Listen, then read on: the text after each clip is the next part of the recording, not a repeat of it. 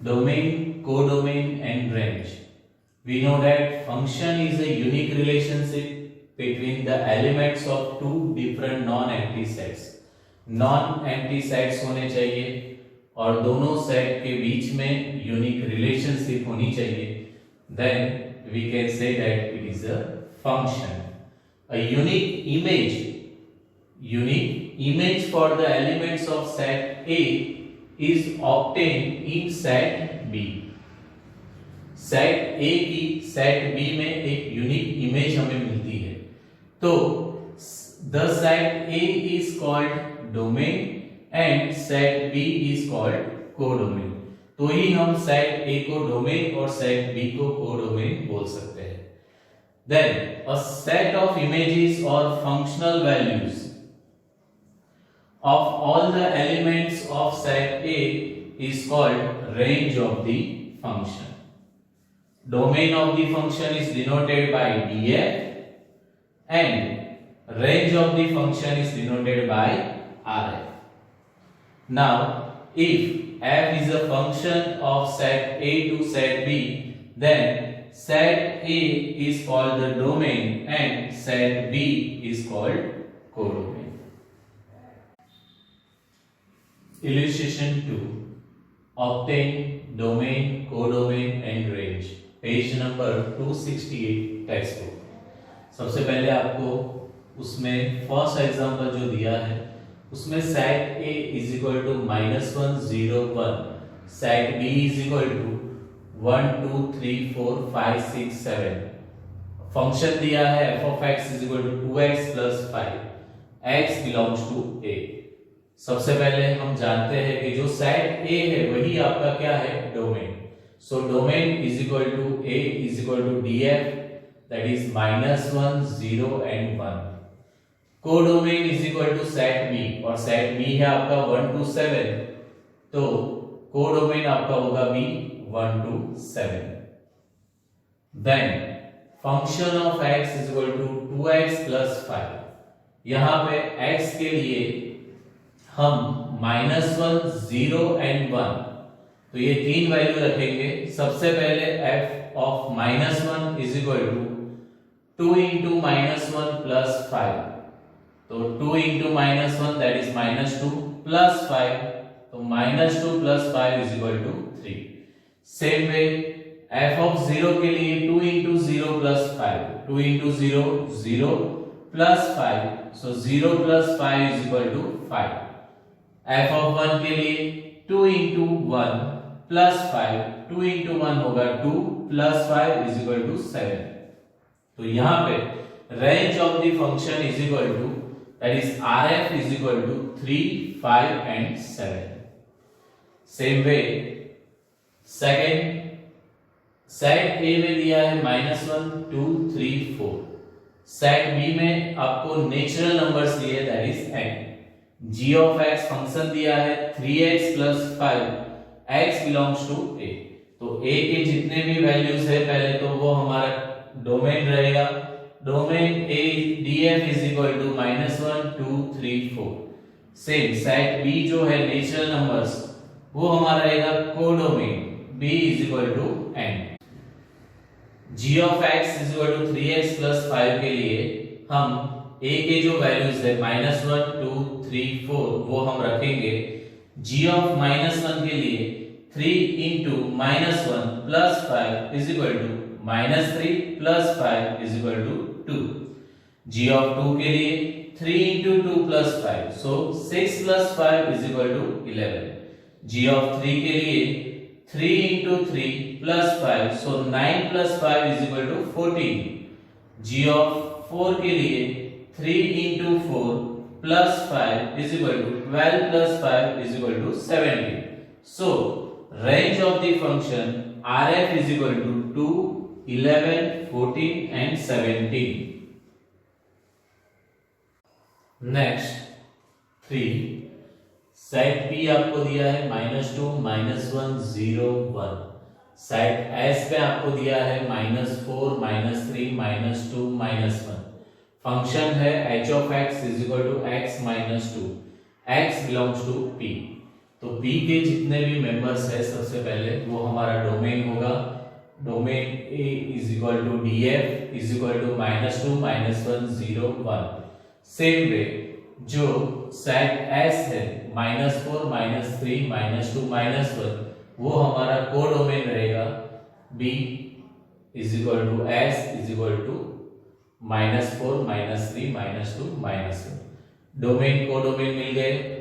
Then h of x is equal to x -2 जो दिया है उसमें x की जगह पे हम -2 -1 0 एंड 1 रखेंगे। तो सबसे पहले -2 के लिए -2 -2 is equal to -4। h of -1 के लिए -1 -2 is equal to -3। h of 0 के लिए 0 -2 is equal to -2 and h of 1 के लिए 1 -2 is equal to -1. So here range of the function RF is equal to -4, -3, -2 and -1. Same way in 4 set A is equal to -1/2, 0, 1/2. Set B जो दिया है वो है Z integers. K of x is equal to 4x square plus 3 and x belongs to A. So here domain A is equal to DF is equal to set A जो है -1/2 0 and 1/2। Codomain है B is equal to Z जिसमें minus values आ जाती है, 0 आ जाता है और plus values आ जाती है। K of x is equal to 4x square plus 3। Here K of -1/2 is equal to 4 into -1/2 whole square plus 3। अभी यहाँ पे कैलकुलेशन ध्यान से देखना, 1 का स्क्वायर 1 ही होगा, 2 का स्क्वायर 4 हो जाएगा और माइनस का स्क्वायर प्लस होगा। So it is 1/4। तो 4 4 कट हो जाएंगे, इसीलिए वो क्या बचेगा 1 plus 3। So 1 plus 3 is equal to 4।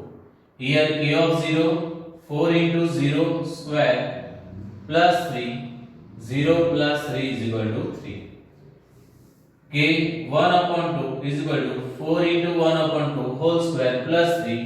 यहाँ पे भी सेम, 1 का स्क्वायर 1 ही होगा, 2 का स्क्वायर 4 हो जाएगा और वो 4 और ये 4 कट हो जाएंगे। So it is 1 plus 3 is equal to 4।